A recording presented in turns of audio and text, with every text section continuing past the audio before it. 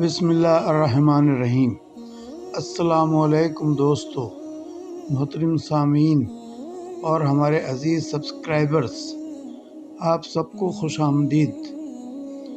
Subscribers تو بہتر جانتے ہوں گے کہ ان کے پاس جو ویڈیوز پہنچ رہی ہیں ان سے نہ صرف احادیث مبارکہ بلکہ قصائص الانبیاء سے بھی ہماری شناسائی ہوتی ہے اور ان پر عمل کر کے ہماری زندگی اور روزمرہ کے معمولات میں کافی بہتری پیدا ہو رہی ہے۔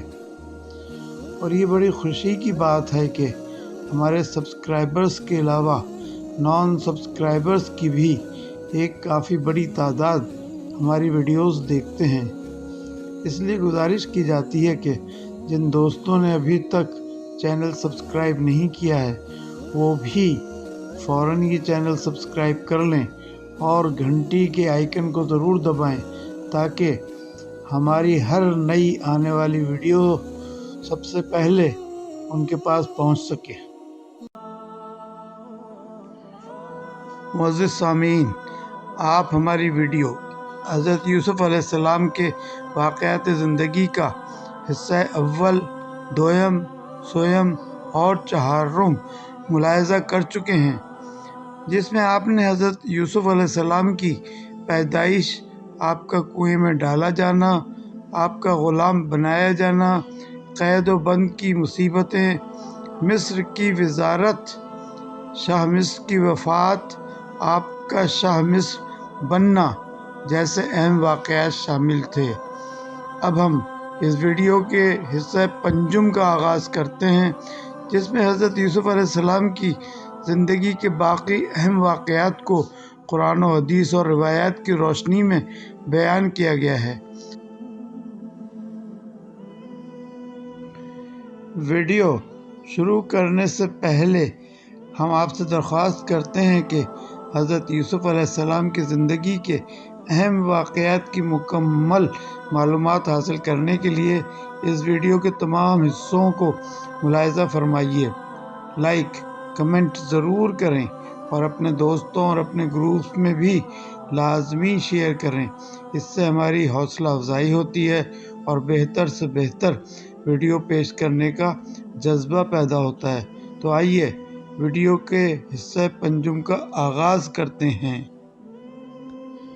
بھائیوں نے بنیامین کو، جس نے انہیں اس مصیبت میں پھنسا دیا تھا، غصے والی نگاہوں سے دیکھا اور کہنے لگے، اگر اس نے چوری کی ہے تو یہ کوئی تعجب کی بات نہیں۔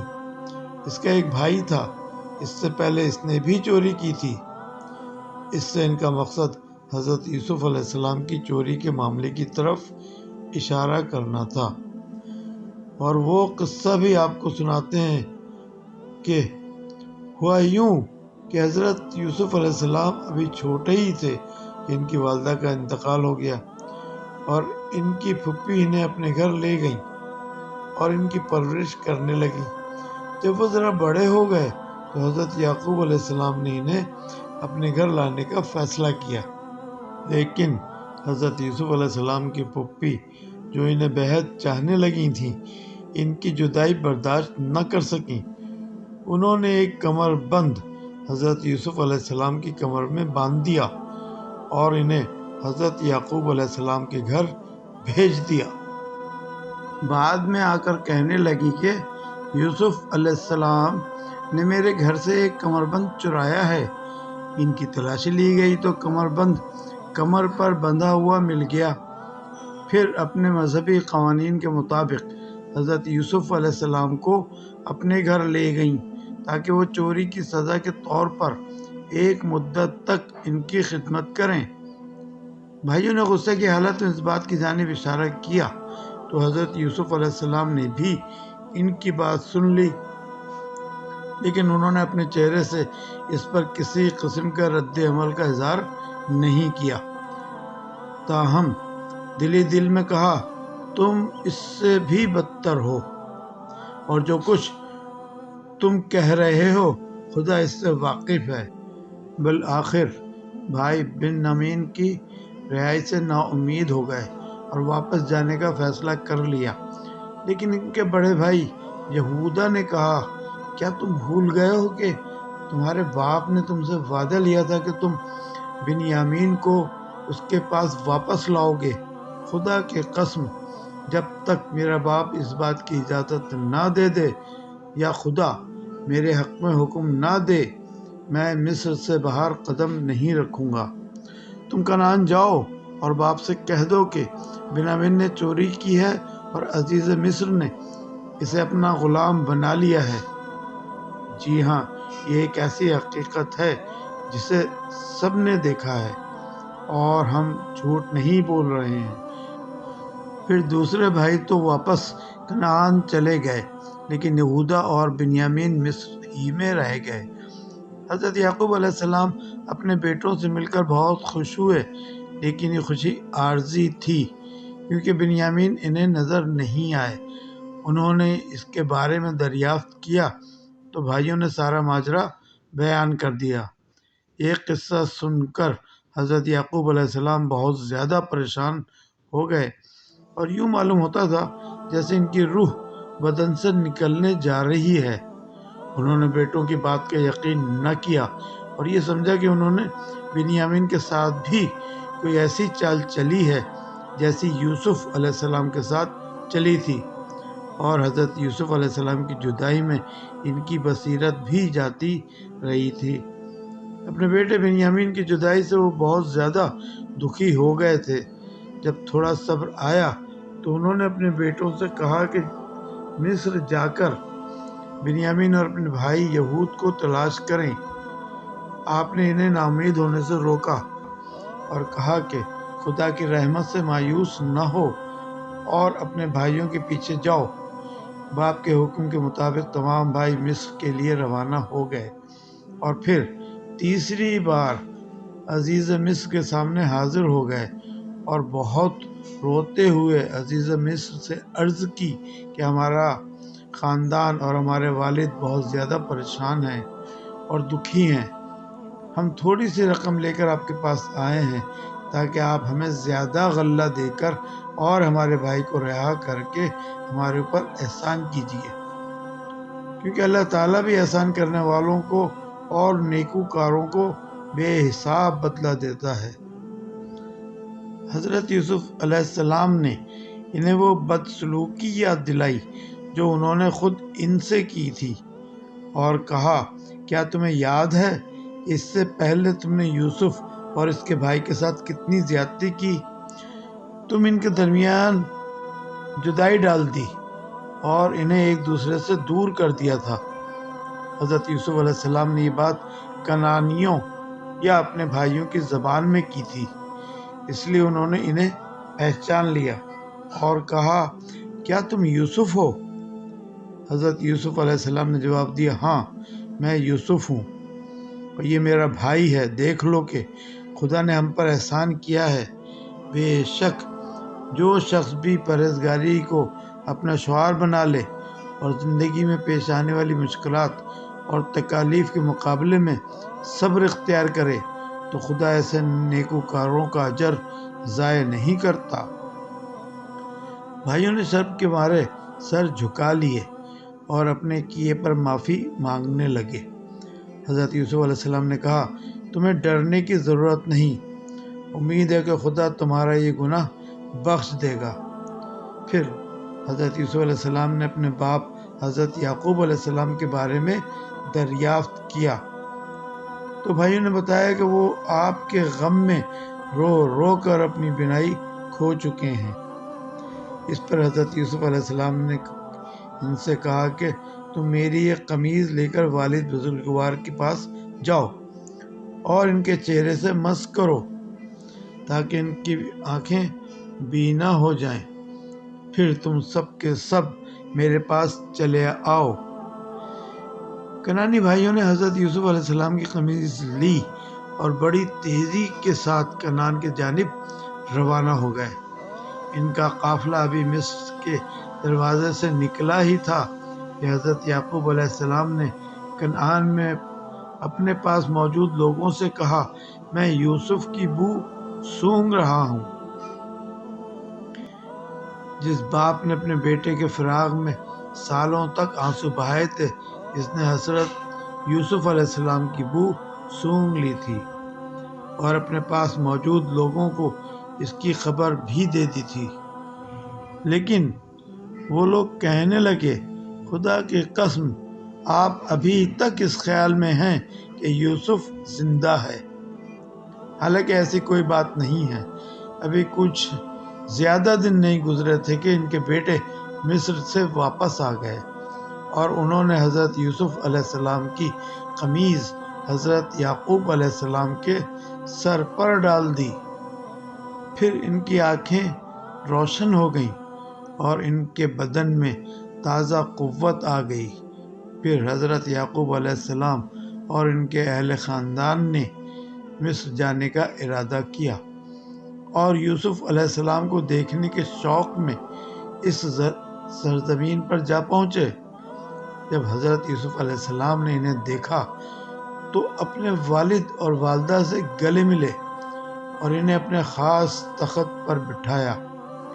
تب ان کی والد، والدہ اور بھائی ان کے مل جانے پر حضرت یوسف علیہ السلام کے سامنے جھک گئے اور سجدہ شکر بجا لائے۔ یہاں پر والدہ سے مراد حضرت یوسف علیہ السلام کی خالہ ہیں، کیونکہ ان کی والدہ راحیل ان کے بچپن میں ہی فوت ہو گئی تھی۔ حضرت یوسف علیہ السلام نے کہا، بابا جان، یہ ہے اس خواب کی تعبیر کہ جو میں نے بچپن میں دیکھا تھا۔ اللہ تعالیٰ نے میں نے خواب کو حقیقت میں تبدیل کر دیا اور اس نے مجھ پر بڑے احسان فرمائے ہیں۔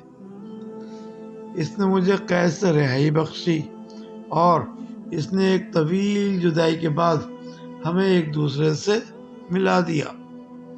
یہ سب کچھ مجھ پر اور آپ پر اس خدا واحد کا احسان و کرم ہے۔ ایک بہت لمبی اور طویل جدائی کے بعد، جو تقریباً 40 برس پر محیط تھی، حضرت یوسف علیہ السلام اپنے والد حضرت یعقوب علیہ السلام، اپنی والدہ اور بھائیوں سے ملے، اور ان سے ملنے کے بعد آپ بہت زیادہ خوش تھے۔ آپ کے والد، والدہ اور تمام بھائی، خاص طور پر بنیامین بھی بہت زیادہ خوش تھے، اور سب لوگ اسی طرح خوش و خرم مصر میں رہنے لگے۔ کافی عرصہ گزر جانے کے بعد آپ علیہ السلام وفات پا گئے۔ اس موقع پر آپ کے چاہنے والے اور بہت زیادہ محبت کرنے والے تمام بنی اسرائیل کے لوگوں میں جھگڑا ہو گیا۔ وہ چاہتے تھے کہ آپ کو اپنے علاقوں میں دفن کیا جائے تاکہ آپ کی برکتوں سے ان کے علاقوں میں برکتیں نازل ہوتی رہیں، لیکن اللہ کو کچھ اور منظور تھا۔ ناظرین کرام، آئیے اب دیکھتے ہیں کہ حضرت یوسف علیہ السلام کی قبر مبارک کہاں ہے۔ حضرت یوسف علیہ السلام کی قبر مبارک کے متعلق کافی روایات مشہور ہیں۔ فلسطین کے مغربی کنارے پر ایک شہر نابلس کے نام سے آباد ہے، جس پر 50 سالوں سے یہاں پر آباد مسلمانوں اور یہودیوں کے درمیان ایک جنگ چل رہی ہے۔ یہ جنگ اس شہر میں موجود ایک مزار کے لیے ہے، جسے یہودی مقام یوسف کے طور پر مقدس جانتے ہیں، کیونکہ یہودیوں کا خیال ہے کہ یہاں جلیل القدر پیغمبر حضرت یوسف علیہ السلام کا مزار ہے، جبکہ مسلمانوں کا ماننا ہے کہ اس جگہ حضرت یوسف علیہ السلام کا مزار نہیں، بلکہ ایک فلسطینی بزرگ یوسف دیوگان کا مزار ہے۔ مورخین یہودیوں کے اس دعوے کی تردید کرتے ہیں۔ ان کا کہنا ہے کہ نابلس میں موجود قبر 2 سال سے زیادہ پرانی نہیں ہے، اور بعض مورخین کا خیال ہے کہ یہ قبر عثمانی دور خلافت میں بنائی گئی تھی۔ یہودیوں کے لیے یہ مقام انتہائی اہم اور مقدس ہے، جہاں یہ لوگ عبادت کرتے ہیں، لیکن مسلمانوں کے مطابق یہ قبر یوسف علیہ السلام کی نہیں ہے۔ تو پھر حضرت یوسف علیہ السلام کی قبر کہاں ہے؟ قرآن مجید کی ایک سورت کا نام سورہ یوسف ہے، جس میں آپ علیہ السلام کے زندگی کے حالات تفصیل سے بیان کیے گئے ہیں۔ حضرت یوسف علیہ السلام کی عمر 120 سال تک بتائی گئی ہے، اور کہا جاتا ہے کہ آپ علیہ السلام فلسطین میں دفن ہوئے ہیں، لیکن آپ علیہ السلام کی قبر مبارک پہلے فلسطین میں نہیں بلکہ دریائے نیل میں تھی۔ حضرت یوسف علیہ السلام کو دریائے نیل میں کیوں دفن کیا گیا؟ اس کے متعلق روایات میں آتا ہے کہ حضرت یوسف علیہ السلام کے وصال کے بعد ان کے پیروکار اور چاہنے والوں میں اختلاف ہو گیا۔ ہر قبیلہ یہ چاہتا تھا کہ حضرت یوسف علیہ السلام کو ان کے علاقے کے قریب دفن کیا جائے تاکہ ان کے علاقے میں خیر و برکت رہے۔ روایات میں یہ بھی آتا ہے کہ اسی وقت اللہ کے حکم سے دریائے نیل خشک ہو گیا اور لوگوں میں یہ خیال کیا گیا کہ شاید اللہ کی مرضی حضرت یوسف علیہ السلام کو دریائے نیل میں دفن کرنے کی ہے، تو آخرکار اہل مصر اس بات پر راضی ہو گئے کہ آپ علیہ السلام کو دریائے نیل میں دفن کیا جائے، تاکہ جب دریائے نیل کا پانی آپ علیہ السلام کی قبر مبارک کو چھو کر گزرے تو تمام مصر والے اس پانی سے برکت حاصل کر سکیں۔ اس لیے آپ علیہ السلام کے جسم مبارک کو سنگ مرمر کے صندوق میں بند کر کے صندوق کو دریائے نیل میں دفن کر دیا گیا تھا۔ حدیث میں آتا ہے کہ حضور اکرم محمد صلی اللہ علیہ وآلہ وسلم نے فرمایا، جب موسیٰ بنی اسرائیل کو مصر سے لے کر چلے تو راستہ بھول گئے، کافی کوشش کے بعد بھی راستہ نہ ملا تو علماء بنی اسرائیل نے کہا کہ حضرت یوسف علیہ السلام نے اپنے آخری وقت میں ہم سے عہد لیا تھا کہ جب مصر سے چلیں گے تو آپ کے تابوت کو بھی یہاں سے ساتھ لیتے جائیں گے۔ حضرت موسیٰ علیہ السلام نے ان سے دریافت فرمایا، تم میں سے کون جانتا ہے کہ حضرت یوسف علیہ السلام کی قبر کہاں ہے؟ انہوں نے کہا کہ ہم نہیں جانتے، لیکن ہم میں ایک بزرگ خاتون آپ علیہ السلام کی قبر سے ضرور واقف ہیں۔ آپ علیہ السلام نے اس خاتون کے پاس جا کر فرمایا کہ مجھے حضرت یوسف علیہ السلام کی قبر دکھاؤ، تو اس بزرگ خاتون نے کہا، ہاں دکھا دیتی ہوں، لیکن پہلے میرا حق ادا کر دو۔ حضرت یوسف علیہ السلام نے کہا کہ تو کیا چاہتی ہے؟ تو اس خاتون نے کہا کہ میں جنت میں آپ کا ساتھ چاہتی ہوں۔ آپ علیہ السلام پر اسی وقت ایک وحی آئی کہ اس کی بات مان لو۔ حضرت موسیٰ علیہ السلام نے اس کی شرط منظور کر لی۔ وہ بزرگ خاتون آپ کو ایک جھیل کے پاس لے گئیں اور کہا کہ اس کا پانی نکالو۔ جب پانی نکال دیا گیا اور زیر زمین نظر آنے لگی تو اس نے کہا کہ اب یہاں کھدائی کرو۔ کھودنا شروع کیا گیا تو ایک قبر ظاہر ہو گئی جس میں ایک تابوت رکھا ہوا تھا۔ حضرت موسیٰ علیہ السلام حضرت یوسف علیہ السلام کا تابوت اپنے ساتھ فلسطین لے گئے اور حضرت اسحاق علیہ السلام اور حضرت یعقوب علیہ السلام کے برابر ان کو دفن فرما دیا۔ بعض روایت میں آتا ہے کہ حضرت موسیٰ علیہ السلام نے ایک نامعلوم مقام پر حضرت یوسف علیہ السلام کے تابوت کو دفن کر دیا تھا۔ حضرت یوسف علیہ السلام کی قبر مبارک آج بھی ایک راز ہے۔ کئی مسلمان دانشوروں کا خیال ہے کہ دنیا میں آخری پیغمبر حضرت محمد صلی اللہ علیہ وآلہ وسلم کے سوا یوسف علیہ السلام کی آخری آرام گاہ کا کسی کو علم نہیں ہے، اور نہ ہی ان کی آخری آرام گاہ ہونے کا کوئی حتمی ثبوت سامنے آیا ہے۔ حضرت یوسف علیہ السلام کی وصیت پر ان کی باقیات مصر سے فلسطین منتقل کی گئیں، مگر اس کا کوئی ٹھوس ثبوت نہیں ملتا ہے، اور نہ ہی ان کی قبر کی جگہ کا تعین کرنا ممکن ہے۔ اس میں اللہ رب العزت کی کیا حکمت ہے، اس کا علم اللہ کے سوا کسی کو نہیں۔ معزز سامعین، اب ہماری حضرت یوسف علیہ السلام کے واقعات زندگی پر مبنی ویڈیو کے حصہ پنجم کا اور ساتھ ہی اس مکمل ویڈیو کا اختتام ہوتا ہے، جس میں آپ نے حضرت یوسف علیہ السلام کی پیدائش سے لے کر آپ کو کنویں میں ڈالنا، غلام بنایا جانا، قید و بند کی صعوبتیں، پھر آخر میں مصر کی حکومت، بی بی زلیخا سے شادی، آپ کی وفات اور آپ کی قبر کے معاملات سے متعلق واقعات ملاحظہ کیے۔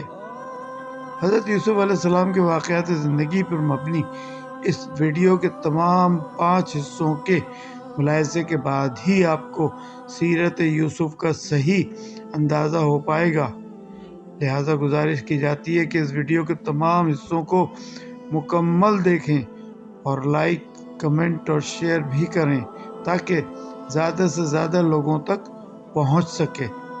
اس سے ہماری بہت حوصلہ افزائی ہوتی ہے۔ اب بہت جلد کسی نئی ویڈیو کے ساتھ آپ کی خدمت میں حاضر ہوں گے۔